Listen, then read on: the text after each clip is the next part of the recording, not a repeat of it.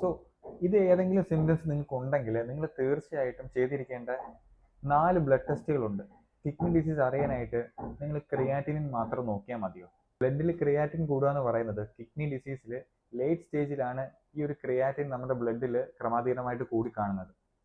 എന്നോട് എല്ലാവരും ചോദിക്കുന്നതാണ്, ഡോക്ടറെ വേറെ എന്തെങ്കിലും ടെസ്റ്റ് ഉണ്ടോ നമ്മുടെ കിഡ്നി ഡിസീസ് നേരത്തെ ഡയഗ്നോസ് ചെയ്യാനായിട്ട്? ഉണ്ട്. അതിലൊന്നാണ് UACR, urine albumin creatine ratio.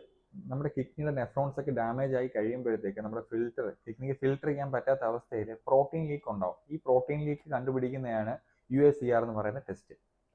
പിന്നീടുള്ളൊരു ടെസ്റ്റാണ് EGFR, estimated glomerular filtration rate എന്ന് പറയും. കിഡ്നി എങ്ങനെ നമ്മുടെ ബോഡിയിലുള്ള വേസ്റ്റിനെ ഫിൽട്ടർ ചെയ്യുന്നു എന്നുള്ളതിനൊരു സൈനാണ് ഇത് തരുന്നത്.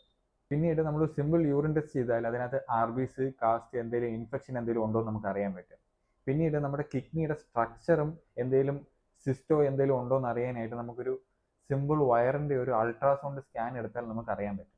ക്ലിയർലി നമുക്കൊരു കിഡ്നി ഡിസീസിനെ തിരിച്ചറിയാൻ പറ്റിക്കഴിഞ്ഞാൽ നമുക്കൊരു ലേറ്റ് സ്റ്റേജിലേക്ക് പോകുന്നതിന് മുന്നേ തന്നെ അതിനെ കറക്റ്റ് ചെയ്യാനായിട്ട് പറ്റും.